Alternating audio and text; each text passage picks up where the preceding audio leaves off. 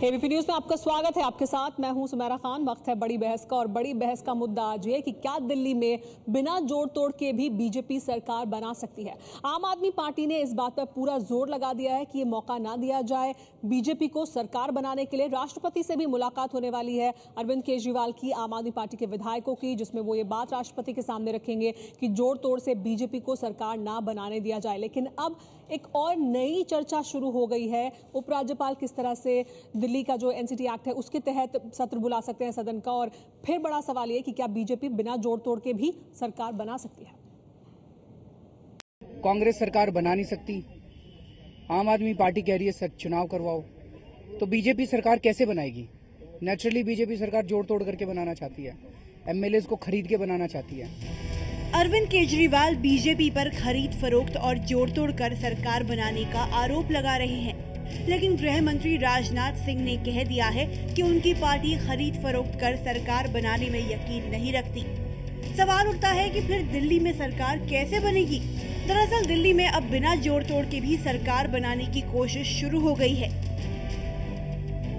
इसके लिए दिल्ली के उपराज्यपाल नजीब जंग विधानसभा की बैठक बुला सकते हैं और सदन को नेता चुनने के लिए कह सकते हैं। राष्ट्रीय राजधानी क्षेत्र यानी एनसीटी एक्ट के सेक्शन 9 के तहत उपराज्यपाल को ये अधिकार मिला हुआ है, लेकिन नेता चुनने के वक्त क्या प्रक्रिया अपनाई जाएगी ये स्पीकर को तय करना होगा। गुप्त मतदान होगा या नहीं, पार्टियां व्हिप जारी करेंगी या नहीं, ये सारा दारोमदार स्पीकर पर होगा। राजधानी क्षेत्र अधिनियम का सेक्शन 9 है, उसके अंतर्गत ये प्रावधान है कि उपराज्यपाल सदन को एक मैसेज भेज सकते हैं कि सदन स्वयं अपना नेता चुने, जैसा उन्होंने जन लोकपाल बिल के बारे में भी मैसेज इसी सेक्शन के अंतर्गत भेजा था। फिलहाल दिल्ली विधानसभा में 67 विधायक हैं। बीजेपी के 29, आम आदमी पार्टी के 27, कांग्रेस के 8 और अन्य 3 विधायक हैं। ऐसे में बहुमत का आंकड़ा होता है 34 विधायकों का। अब सवाल उठता है कि अगर एनसीटी एक्ट के तहत उपराज्यपाल सदन को नेता चुनने के लिए कहते हैं तब क्या होगा।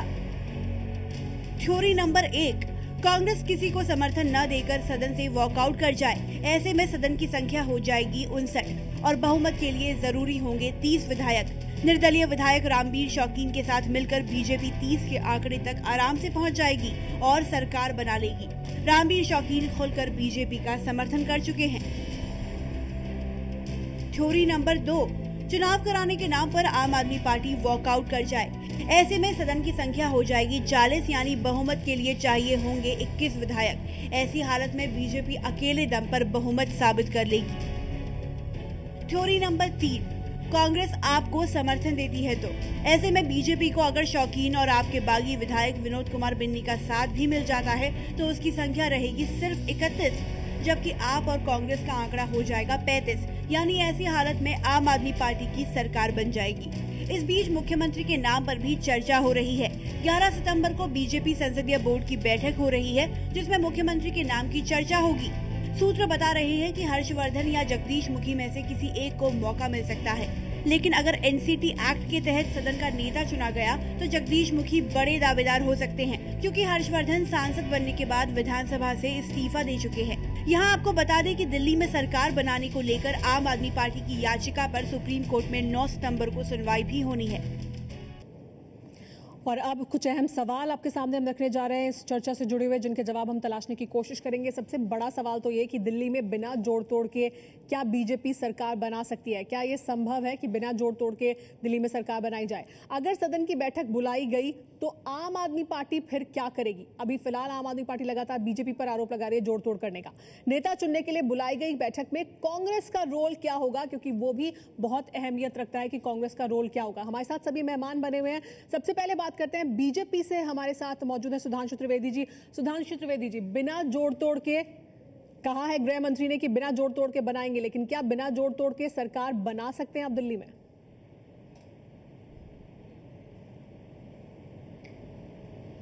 जी बिल्कुल, यदि सदन की कोई बैठक बुलाई जाती है तो सदन में जो दल है उनका क्या स्टैंड रहता है और विधायकों का क्या स्टैंड रहता है, इस पर यह बात निर्भर करती है। जहां तक भारतीय जनता पार्टी का प्रश्न है, जो गृह मंत्री ने बोला है, उनका मंतव्य एकदम स्पष्ट है कि अपनी तरफ से किसी प्रकार की जोड़ तोड़ में नहीं लगे हुए हैं। मतलब जहां तक यह भी बात है कि यदि किसी भी दल में एक भाजपा को छोड़कर, भले ही आपको मेरी बात पूर्वाग्रहग्रस्त लगे, कांग्रेस और आम आदमी पार्टी के विधायकों का गुप्त मतदान करा लीजिए, मेरे ख्याल से 90% विधायक चुनाव नहीं चाहते होंगे। और आपकी पार्टी के भाजपा विधायक क्या चाहते हैं? छोड़कर बाकी सब दलों के विधायकों में एक आशंका है कि पता नहीं दोबारा चुनाव में उनकी व्यक्तिगत स्थिति क्या होगी। नहीं सुधांशु जी, लेकिन चुनाव तो आप भी नहीं चाह रहे सुधांशु जी, सुधांशु जी वो चाहते हैं या नहीं ये हो सकता है आपको मालूम हो, लेकिन चुनाव तो आप भी नहीं चाहते, चुनाव तो बीजेपी भी नहीं चाहती। नहीं, मैं तो ये कह रहा हूं कि जो दल बड़ा सीना ठोक के दावा कर रहे हैं ना चुनाव लड़ना चाहते हैं, वो क्यों नहीं अपने दल के विधायकों का गुप्त मतदान करवा लेते हैं? जो जनमत संग्रह की बातें करते थे, अरे मौका तो दे गोपनीय मतदान करने का, और क्या देख ले कौन किसके साथ में। चलिए ठीक है, जहां तक भाजपा का प्रश्न है, अभी किसी भी दल ने अपना स्टैंड नहीं क्लियर किया है। हम जैसी परिस्थिति उत्पन्न होगी उसके अकॉर्डिंग रिस्पॉन्ड करेंगे। लेकिन अब बीजेपी ये जो बैठक बुलाई जा सकती है राज्यपाल की तरफ से, इस पर ही अपनी सारी उम्मीदें टिका रही है। बीजेपी यही चाहती है कि इस तरह की बैठक बुलाई जाए और उसके तहत फिर सदन का नेता चुना जाए। संवैधानिक दृष्टि से राज्यपाल जो भी, उपराज्यपाल जो भी स्टैंड लेंगे, तदनुसार भारतीय जनता पार्टी अपनी प्रतिक्रिया व्यक्त करेगी। ठीक है, लेकिन दिलीप पांडे जी, आपने सुना सुधांशु त्रिवेदी जी को, वो कह रहे हैं कि आम आदमी पार्टी के भी विधायक चुनाव नहीं चाहते हैं और गुप्त मतदान करा लिया जाए तो फिर अगर इस तरह की बैठक बुलाई जाती है उपराज्यपाल की तरफ से तो वो कह रहे हैं कि उन्हीं का समर्थन होगा, ये बीजेपी की तरफ का ही समर्थन करेंगे।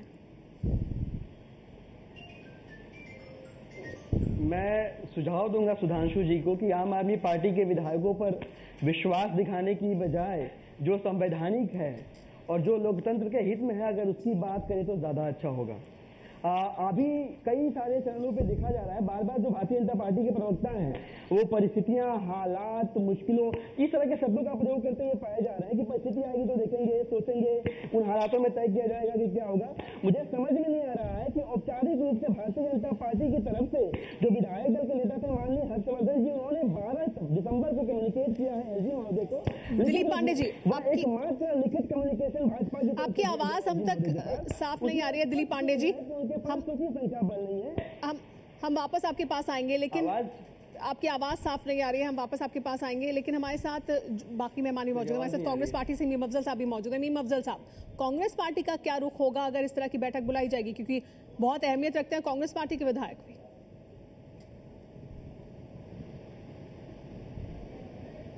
देखिए, हमारी जो अहमियत है वो अपनी जगह है, लेकिन सुमेरा जी इसमें कोई दो राय नहीं है कि भारतीय जनता पार्टी खौफजदा है चुनाव से।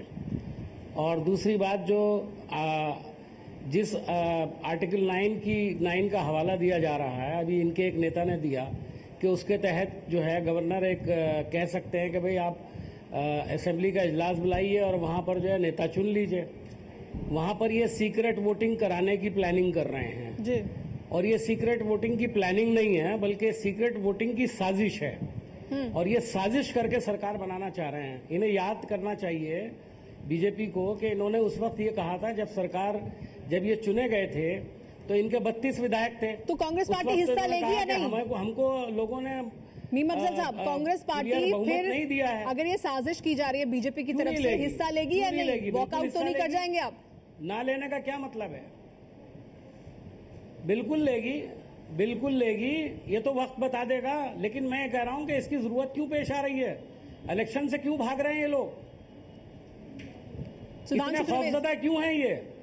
मोदी जी का तो डंका बज रहा है सब तरफ। हाँ। दिल्ली का चुनाव जीत ही जाएंगे, भाग क्यों रहे हो भाई चुनाव से? ये तो संवैधानिक तरीका ही है ना कि अगर बुलाया जाता है बैठक, पार्टी के अंदर अपने जो है लोगों की राय ले लें, अपने विधायकों की। ये तो संवैधानिक तरीका है ना, अगर बैठक बुलाई जाती है और वहां पर विधायकों से कहा जाता है सदन का नेता चुना जाए। संविधान का एक सुनिए जी, तो आप मुझे बताइए, सीक्रेट बैलेट होता है क्या? यहाँ एक विशेषज्ञ बैठे हैं कॉन्स्टिट्यूशन के, बिल्कुल उन्हीं से बात करेंगे इसके बारे में। जरा पूछिए कि क्या तरीका होता है। हाँ, नहीं, अगर कोई कानून में इस तरह की शक है तो उसका फायदा उठाने के लिए ये लोग हैं क्या? मीम अफजल साहब ने कहा। जी सुधांशु त्रिवेदी जी, देखिए, मीम अफजल साहब ने जो बात कही खौफजदा होने की, तो ये दुनिया में किसी से छुपा नहीं है कि किस पार्टी के विधायक सबसे ज्यादा खौफजदा होंगे चुनाव में जाने से।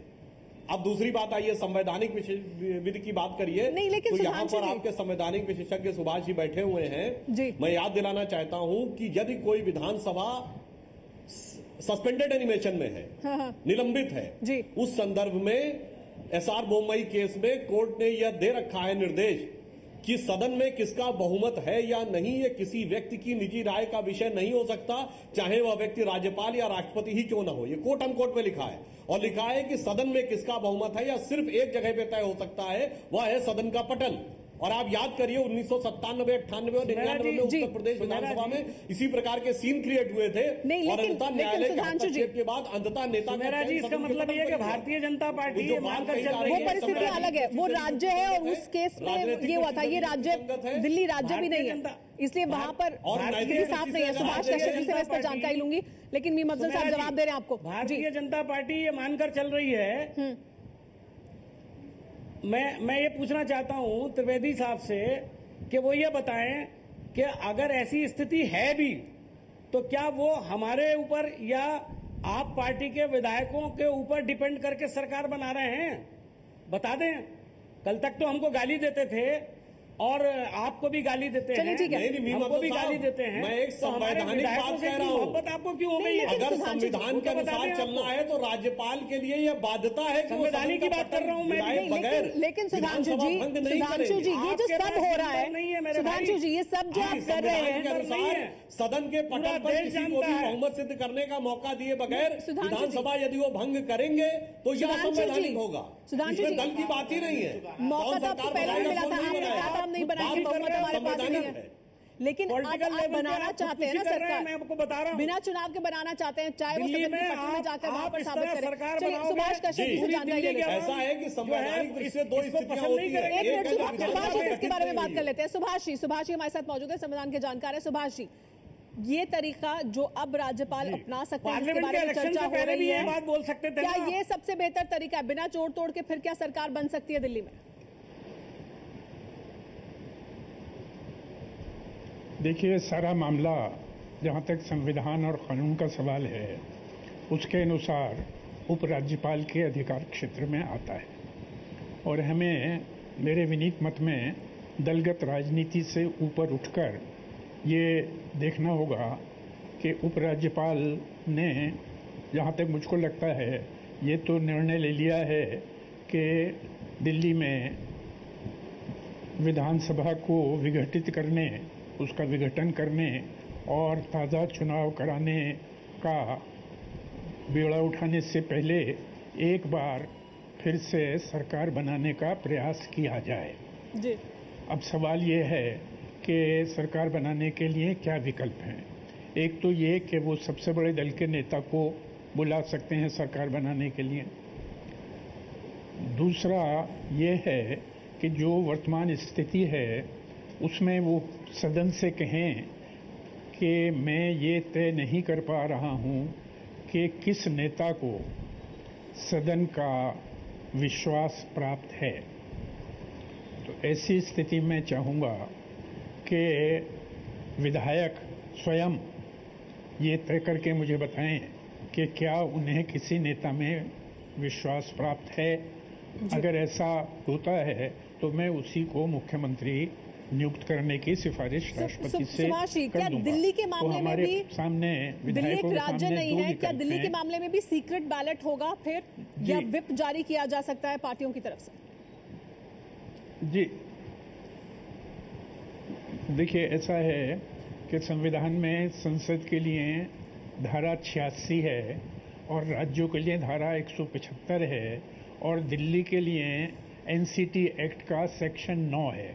तीनों की भाषा बिल्कुल एक है, और उसमें प्रावधान सिर्फ ये है कि दिल्ली के केस में उपराज्यपाल विधानसभा को किसी भी मामले में संदेश भेज सकते हैं, किसी विधेयक के मामले में या किसी भी मामले में कोई संदेश भेज सकते हैं।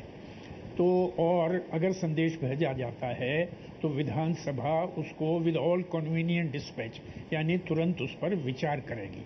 लेकिन विचार करने में विधानसभा स्वतंत्र है। अगर विधानसभा का बहुमत चाहता है कि चुनाव हो और सदन का विघटन हो, तो वो इस प्रस्ताव को उपराज्यपाल के नहीं मानेगा। और फिर ये उपराज्यपाल पर होगा कि वो किसी दल के नेता को सरकार बनाने के लिए बुलाएं या सदन का विघटन करने की सिफारिश करें। लेकिन अगर सदन का बहुमत चुनाव नहीं चाहता और जनहित में सैकड़ों करोड़ का खर्चा जनता पर नहीं लादना चाहता तो संभवतः वो इस बात को स्वीकार कर सकते हैं कि जैसे राष्ट्रपति के चुनाव में मतदान होता है उसी प्रकार सीक्रेट बैलेट से सदन के नेता का चुनाव हो जाए और जो भी नेता चुना जाए उसको मुख्यमंत्री नियुक्त कर दिया जाए। उसमें न व्हिप का सवाल उठता है, न एंटी डिफेक्शन लॉ का सवाल उठता है, न हॉर्स ट्रेडिंग का सवाल उठता है। जी हाँ, इसी पर बात करेंगे आगे कि क्या ये जो तरीका है अगर ये अपनाया जाता है फिर क्या इसमें जोड़ तोड़ नहीं होगा, या फिर जैसा मीम अफजल साहब अभी कह रहे थे कि सीक्रेट बैलेट की भी साजिश है जो बीजेपी कर रही है। बीजेपी का क्या इसके पीछे प्लान है और आम आदमी पार्टी क्या करेगी, इस पर बात करेंगे आगे। रुक रहे हैं कुछ देर।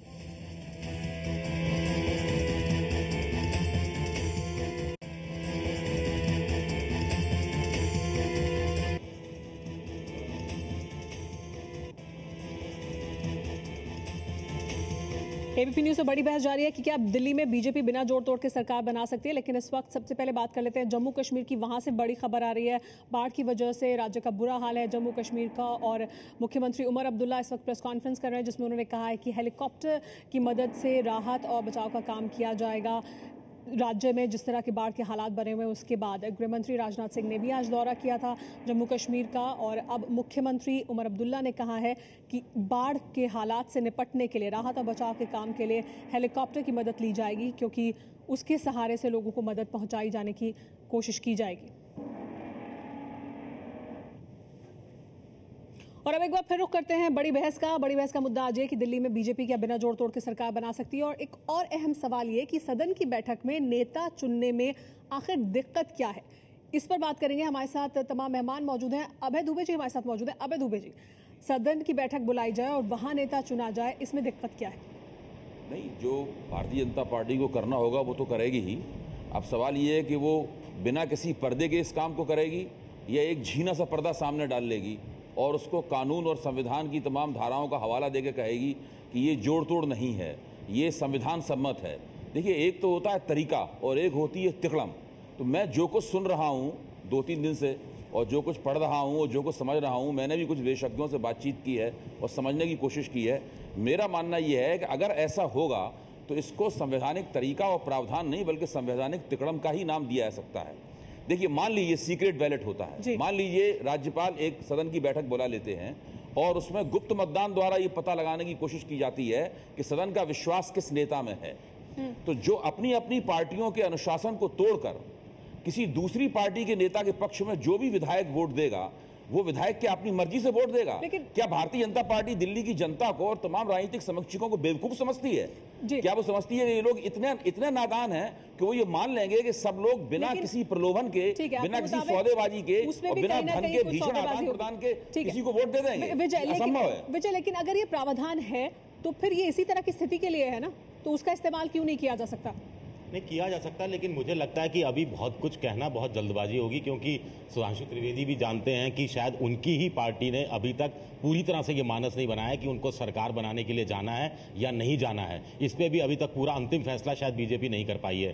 तो हो सकता है कि 9 सितंबर को जो सुप्रीम कोर्ट में पक्ष रखना है कि दिल्ली के विधानसभा क्या करना है, हो सकता है कोई टाइम बाइंग टैक्टिक्स भी हो सकता है इसमें हो, वहां से वो थोड़ी राहत सुप्रीम कोर्ट से कुछ दिनों की और मिल जाए, उसके बाद बीजेपी अपना मानस बनाए कि उसको आखिर करना क्या है और उसके बाद फिर चीजें आगे जा सकती हैं। तो जी अभय जी, एक छोटी सी बात और मुझे ये कहनी है।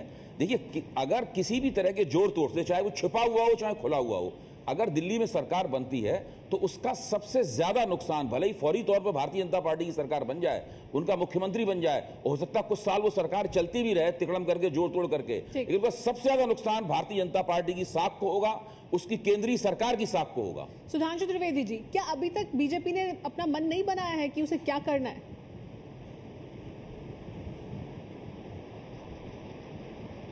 देखिए, हम लोग जो चर्चा कर रहे हैं एक बिंदु से डाइवर्ट कर रहे हैं। एक बिंदु तो यह है कि किस दल की सरकार बने और किस प्रकार से सरकार बने। मुझे लग रहा कहीं ना कहीं चर्चा इस पे केंद्रित हो रही है दूसरा बिंदु जो कि तकनीकी और संवैधानिक है कि एक बार क्या निलंबित विधानसभा को बगैर एक भी मौका दिए हुए विधानसभा भंग की जा सकती है क्या? ये उसी प्रकार की बात है कि यदि आपको ये तय भी लग रहा हो कि कोई बच्चा ऐसा है जो एग्जाम में फेल ही होगा, पर क्या आप उसे एग्जाम में अपीयर होने का मौका दिए बगैर फेल घोषित कर सकते हैं क्या?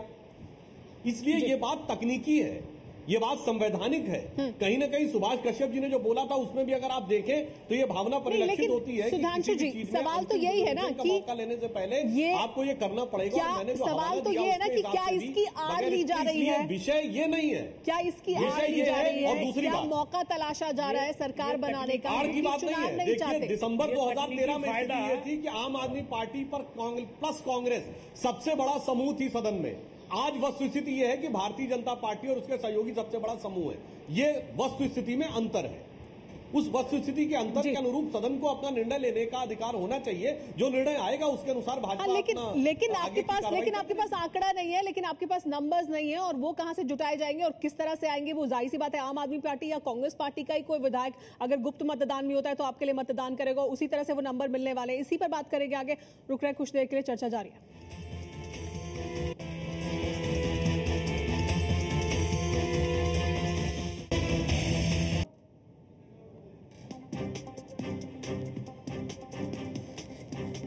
एबीपी न्यूज से बड़ी बहस जारी है कि क्या दिल्ली में बिना जोड़ तोड़ के बीजेपी सरकार बना सकती है। और इस वक्त बड़ी खबर ये आ रही है कि अरविंद केजरीवाल पहुंचे हैं राष्ट्रपति से मुलाकात करने के लिए। 6:30 बजे मिलने का वक्त था और पहुंच चुके हैं अरविंद केजरीवाल राष्ट्रपति से मिलने के लिए। और मिलने का मकसद भी दिल्ली में सरकार बनाने को लेकर ही है। अरविंद केजरीवाल के साथ विधायक भी मौजूद हैं। अरविंद केजरीवाल ने कहा यह था कि विधायकों को लेकर वो जाएंगे राष्ट्रपति के पास ये कहने के लिए कि जोड़ तोड़ ना होने दी जाए दिल्ली में सरकार बनाने के लिए। तो राष्ट्रपति से फिलहाल मिलने के लिए पहुंच चुके हैं अरविंद केजरीवाल अपने विधायकों के साथ। और मुद्दा यही कि राष्ट्रपति के सामने अरविंद केजरीवाल ये बात रखना चाहते हैं अपने विधायकों के साथ कि जोड़ तोड़ नहीं होनी चाहिए दिल्ली में सरकार बनाने के लिए। आम आदमी पार्टी लगातार बीजेपी पर यह आरोप लगाती रही है कि बीजेपी जोड़ तोड़ की कोशिश कर रही है दिल्ली में सरकार बनाने के लिए। तस्वीरें आप देख रहे हैं, अरविंद केजरीवाल के साथ विधायक राष्ट्रपति भवन पहुंचे हैं। मुलाकात राष्ट्रपति से उन्हें करनी है और दिल्ली में सरकार बनाने को लेकर ही अपनी बात रखने के लिए पहुंचे हैं अरविंद केजरीवाल राष्ट्रपति के पास। और दिल्ली में सरकार बनाने को लेकर ही हम कर रहे हैं बड़ी बहस। अभी तक इस चर्चा में पिछले आधे घंटे के दौरान क्या कुछ निकलकर सामने आया, देखिए।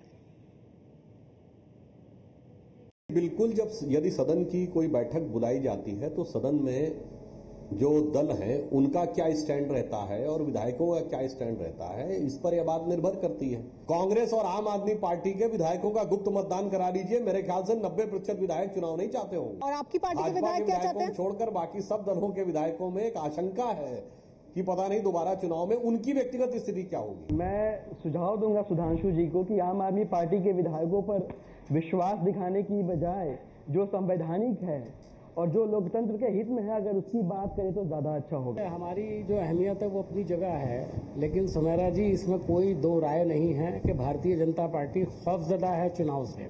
ये सीक्रेट वोटिंग की प्लानिंग नहीं है बल्कि सीक्रेट वोटिंग की साजिश है और ये साजिश करके सरकार बनाना चाह रहे हैं।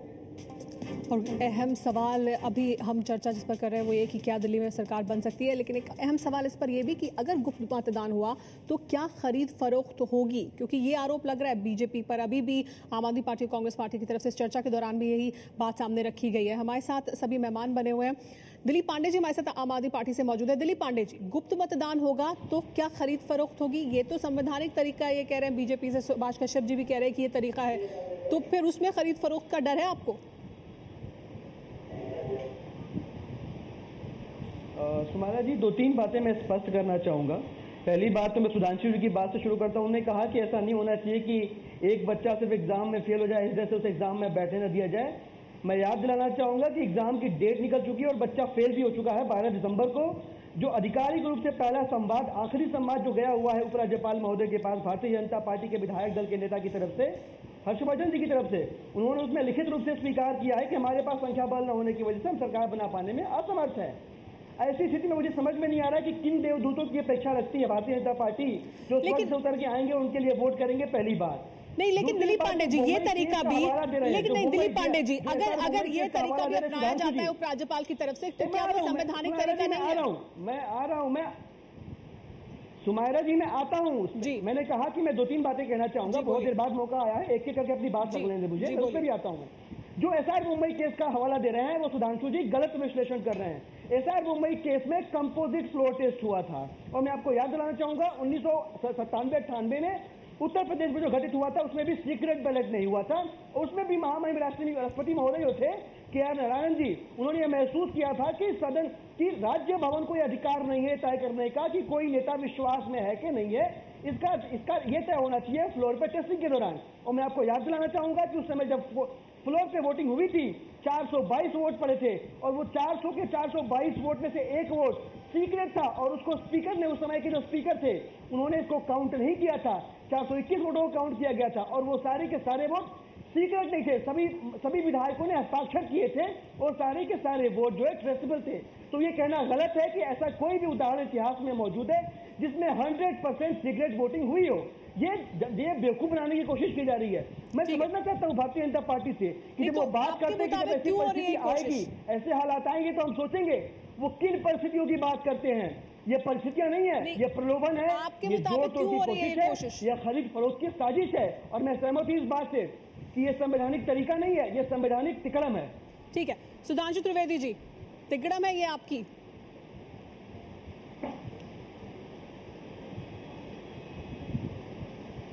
देखिए, इन्होंने सबसे पहले जो बात कही दिसंबर 2013 का हवाला दिया, मैंने कह दिया कि उस समय से आज परिस्थिति बदल चुकी है। तब इनका और कांग्रेस का गठबंधन क्या बदल गया? स्पष्ट बहुमत था इनके पास, तो उस समय तो हम साफ साफ कहेंगे कि हमारे पास नहीं है, तो आज किसी के पास नहीं है। इलेक्शन हो गया। दूसरी बात पे अब आप आइए, जो इन्होंने मतदान का हवाला दिया है हालात बदले, लेकिन आपके तो और 3 कम हो गए विधायक।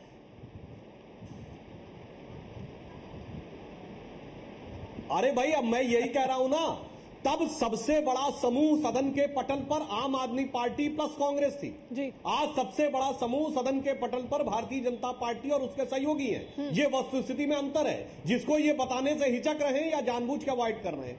अब आप आइए, जो इन्होंने उदाहरण दिया उत्तर प्रदेश विधानसभा का, मैंने ये नहीं कहा कि गोपनीय मतदान हुआ, मैंने कहा कि हमें तो ये आश्चर्य हो रहा है ना, ये तो आम आदमी पार्टी वाले हैं जो कहते थे हम परिवर्तन ला रहे हैं, हम क्रांति ला रहे हैं, हमारे विधायक को तपे तपाए हैं, बिल्कुल अलग से निकल के आए हैं, समाज बदलने जा रहे हैं। इनके विधायकों के अंदर क्या अंतर विरोध है आपने देखा, और ये खुद कितने खौफजदा है कि अगर अकेले मतदान हो गया तो इनके विधायक इनकी पार्टी का साथ देंगे या नहीं, इनको खुद भरोसा नहीं है। जवाब दीजिए, ये कह रहे हैं इन विधायकों के सारे ये समाज बदल देंगे। अरे हमें तो डर नहीं है, आप किसी भी प्रकार का मतदान करा लीजिए, भारतीय जनता पार्टी को कोई भय नहीं है। जो आरोप आप पर लग रहा है उसका जवाब दीजिए। जो आम आदमी पार्टी या कांग्रेस पार्टी पर आरोप लगा रही है कि अगर सीक्रेट बैलेट होगा तो सौदेबाजी होगी, क्या ये होगा? ये आरोप आप पर लग रहा है, उसका जवाब। भाई मैं तो ये बात कह रहा हूं, इनकी आशंका है। चलिए, कांग्रेस की आशंका को तो एक बार मैं मानता हूं, कांग्रेस का तो इतिहास रहा है इस प्रकार का, भ्रष्टाचार से बहुत ज्यादा आकंठ डूबी रही है। आम आदमी पार्टी कैसे ये आशंका व्यक्त कर रही? इनको विश्वास नहीं क्या अपने विधायकों पे? नहीं तो आपको अपने नेताओं पर विश्वास नहीं है, आपके लिए वोट फिर आप किस बात को लेकर दावा करते हैं इन्हीं नेताओं के द्वारा समाज बदल देंगे? आपको किसके विधायकों पर भरोसा है? ये मुझे जवाब आम आदमी पार्टी से चाहिए। सुमेरा जी, मैं एक बड़ा बुनियादी सवाल पूछना चाहता हूँ। जी, देखिए, 63 साल के राजनीतिक इतिहास में भारतीय जनसंघ और भारतीय जनता पार्टी एकमात्र राजनीतिक दल है जिसका आज तक वर्टिकल विभाजन नहीं हुआ। ये होना चाहिए कमिटमेंट, वर्टिकल विभाजन। इक्का दुक्का नेताओं ने पार्टी छोड़ी, अलग बात। बाकी लोगों पर भरोसा है और हम उन सीटों से बढ़ते बढ़ते आज भारत की सत्ता तक पहुंचे। मतलब आपको लगता है क्यों नहीं आपके अंदर कॉन्फिडेंस है? उस पर क्या आपकी उम्मीद? 1-2 बिहार और झारखंड के उदाहरण छोड़ दिए जाएं, हमारी पार्टी में कभी विधायकों को, हमारे विधायकों को तोड़फोड़ नहीं की जा सकती। उत्तर प्रदेश में भयंकर तोड़फोड़ के दौड़ में भी भाजपा के विधायक नहीं टूटे। ठीक है जी, सुधांशु जी, आम आदमी पार्टी और कांग्रेस दोनों से है। एक मिनट, सुभाष कश्यप साहब ने अभी कहा, सुभाष कश्यप साहब ने, सुधांशु भाई से एक बात पूछना चाहता हूं। की बात सुन लेते हैं, फिर आप जवाब दे दीजिएगा। 1 मिनट जी। सुभाष कश्यप साहब ने अभी कहा कि उपराज्यपाल विधानसभा से कहेंगे कि वो ये तय करे कि उनको क्या किसी नेता पर विश्वास है, इसके ऊपर उस पर वो वोटिंग कराई जाए या नहीं कराई जाए, इसको लेकर एक तरह से पहले बहस ही होगी। अगर आम आदमी पार्टी और कांग्रेस के नेता एक हैं, अगर उनको लगता है कि बीजेपी अल्पमत में है, तो वो इस प्रस्ताव को वहीं का वहीं ठुकरा देंगे, गिरा देंगे। इसमें दिक्कत क्या है? आगे की कहानी खत्म हो जाएगी फिर। और ये सवाल कांग्रेस और आम आदमी पार्टी दोनों से है, तो पहले मीम अफजल साहब आपका जवाब। बिल्कुल सही। देखिए, मैं सबसे पहले सुधांशु भाई से ये पूछना चाहता हूँ, और वो सीक्रेट वोटिंग नहीं होगी। दिया कानून का और ये भी कहा कि परिस्थितियां पहले और आज में क्या। मेरे सवाल का जवाब विजय के सवाल का जवाब मैं उनसे पूछना चाहता हूं, पहले आपके 32 MLA थे जी, आपके सवाल का जवाब भी दूंगा जी। अच्छा जी, पहले मैं इनसे एक सवाल कर लूं जी कि जब आपके 32 थे तो चुनाव होने वाला था लोकसभा का, तो आप इस वक्त तो बड़े उदारवादी बन रहे थे, बहुत ही उसूल परस्त बने हुए थे कि हमारे पास 32 हैं, सबसे बड़ी पार्टी होने के बावजूद हमें मैंडेट नहीं मिला है। आज आपके पास 29 हैं, तो आप घुमा फिरा के मैंडेट दिखाने की कोशिश कर रहे हैं। चूंकि आप पार्लियामेंट का चुनाव जीत चुके हैं, ठीक है, अब आप चाहते हैं दिल्ली पर भी किसी तरह आपका कब्जा हो जाए। चूंकि आप जानते हैं कि चुनाव में अगर आप जाएंगे तो शायद आपकी सिचुएशन वो नहीं होगी जो पहले थी, आप बहुत पीछे जाने वाले हैं। लेकिन और मैं आपको एक बात कह दूं, लेकिन ये सब इसको आप याद रखिएगा, आप बना ले सरकार हो सकता है, लेकिन आप जितना बड़ा नुकसान होगा उसका अंदाजा नहीं लगा सकते। आम आदमी पार्टी के साथ हो गए थे, जो बाहर आज विजय विद्रोही जी पूछ रहे हैं, जवाब दीजिए, क्या आम आदमी पार्टी के साथ आएंगे कि नहीं आएंगे आप? विजय के सवाल का जवाब दें आप। देखिए, हमारा ये कहना है, जब हमने भी कह दिया चुनाव होना चाहिए, जब इन्होंने भी पहले मना कर दिया था और आप पार्टी ने भी कह दिया चुनाव होना चाहिए था, तो ये अल्टरनेट ढूंढने की कोशिश क्यों हो रही है गवर्नर साहब के जरिए से? नहीं, लेकिन अगर ये अल्टरनेट होता है तो अगर नियत में खराबी है तभी तो हम लोग एतराज कर रहे हैं। हाँ, तो आपको अगर पता है नियत में खराबी, जाहिर है कुछ भी अगर कुछ होगा तो सिचुएशन को फेस करेंगे, इसमें कोई शक नहीं। लेकिन उससे पहले जो आज भारतीय जनता पार्टी की छीछालेदर हो रही है, जिस तरह इनकी बदनामी हो रही है, ये तो अपोजिशन को करना ही है ना, इसका फायदा तो उठेगा ना। चाहिए उससे तो आपको परेशान नहीं होना चाहिए। जो हो रहा है वो बीजेपी के साथ हो रहा है जी, आम आदमी पार्टी से। दिलीप पांडे जी, आप अरे भाई परेशान कर रहे हैं, क्यों नहीं? आप परेशान कर रहे हैं, हम तो इनको एक्सपोज कर रहे हैं। आम आदमी पार्टी और परेशान थोड़ी, हम तो एक्सपोज कर रहे हैं इनको। ठीक है, चलिए दिलीप पांडे जी।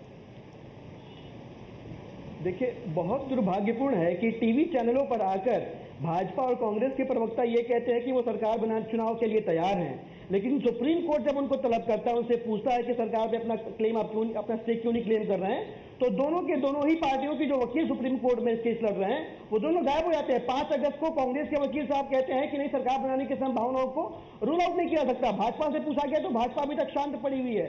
सुप्रीम कोर्ट में कहने की ताकत किसी के पास नहीं है कि असेंबली डिसॉल्व करके और दिल्ली में चुनाव कराया जाना उनकी पार्टी का अंतरिम स्टैंड है, आखिरी स्टैंड है।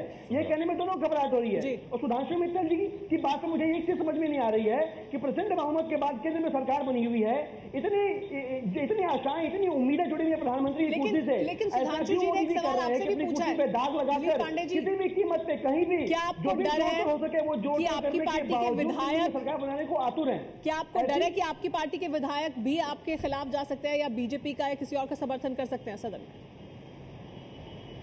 नहीं, ये बता नहीं, अगर सुधांशु जी को ऐसा लगता है कि आम आदमी पार्टी अपना जमीन खो चुकी है और इस बात पे आम आदमी पार्टी के विधायकों को भी यकीन है, तो मुझे लगता है कि उनको इस बात पे ज्यादा यकीन है, तो क्यों नहीं बिना डर के, बिना खौफ के दिल्ली के अंदर चुनाव कराने को तैयार हो जाते हैं।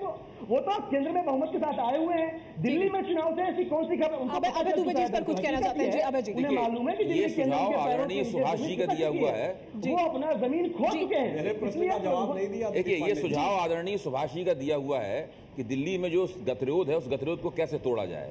मैं उनके सुझाव की नेक नीति पे कोई शक नहीं कर रहा हूं, लेकिन हर काम जो किया जाता है उसका एक राजनीतिक तात्पर्य होता है और उसकी एक राजनीतिक व्यवहारिकता होती है।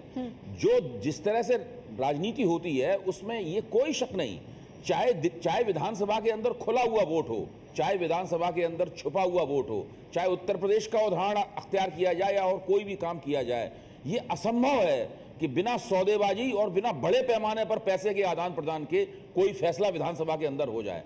दिल्ली में जो चीज दांव पे है वो लोकतंत्र है और उसको एक ही तरीके से बचाया जा सकता है कि दिल्ली में दोबारा चुनाव हो। इसके अलावा कोई भी तरीका अख्तियार किया गया वो दिल्ली में लोकतंत्र की हत्या होगी। लेकिन अगर संविधान के तहत कोई प्रावधान है तो उसका इस्तेमाल करना, देखिए, संविधान के प्रावधानों का इस्तेमाल करके संविधान का हनन कई बार किया जा चुका है, ये कोई पहली बार नहीं है। इस देश का इतिहास बताता है कि संविधान की रक्षा करने के नाम पर संविधान का हनन किया जाता है। उसको नैतिकता के आधार पर तो सवाल पूछा जा सकता है, लेकिन संविधान या कानून के तहत तो सवाल नहीं पूछा जा सकता ना, अगर इस तरह से होता है तो। इस पर बात करेंगे आगे। हमारे साथ जी, इस पर हमारे साथ सभी मेहमान बने हुए चर्चा पर। रुक रहे हैं कुछ देर।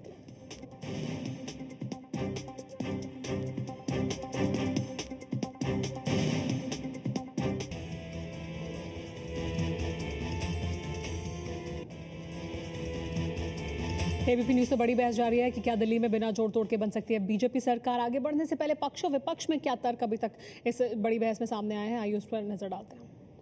पक्ष और विपक्ष में जो तर्क सामने है उसमें सुधांशु त्रिवेदी का यह कहना है कि अगर उपराज्यपाल सदन की बैठक बुलाते हैं तो नेता के चुनाव में क्या हर्ज है, आपके विधायक भी चुनाव नहीं चाहते हैं। दिलीप पांडे का यह कहना है आम आदमी पार्टी से कि बीजेपी पर्दे के पीछे से जोड़ तोड़ कर सरकार बनाने की कोशिश में जुटी हुई है। मीम अफजल साहब का यह कहना है कांग्रेस पार्टी से कि बीजेपी चुनाव से डर रही है, इसलिए साजिश के तहत जोड़ तोड़ से सरकार बनाना चाहती है। सुभाष कश्यप जी संविधान के एक्सपर्ट हैं, उनका यह कहना है कि विधायक तय कर सकते हैं कि गुप्त मतदान हो या नहीं, ये भी तय कर सकते हैं कि नेता चुना जाए या नहीं। हमारे साथ सभी मेहमान इस मुद्दे पर बात करने के लिए बने हुए हैं। सुधांशु त्रिवेदी जी, लेकिन ये सब कुछ जो हो रहा है, अगर सबसे बड़े दल के तौर पर भी आपको बुलाया जाए और फिर सरकार बनाने की कोशिश की है, जो आप कह रहे हैं कि अब परिस्थितियां बदल गई हैं, पहले जो परिस्थितियां थी वो नहीं है, या फिर सदन की बैठक बुलाई जाए वहां कोशिश की जाए, ये दरअसल सब कोशिशें चुनाव से बचने के लिए ही है ना। तो आप चुनाव क्यों नहीं चाहते?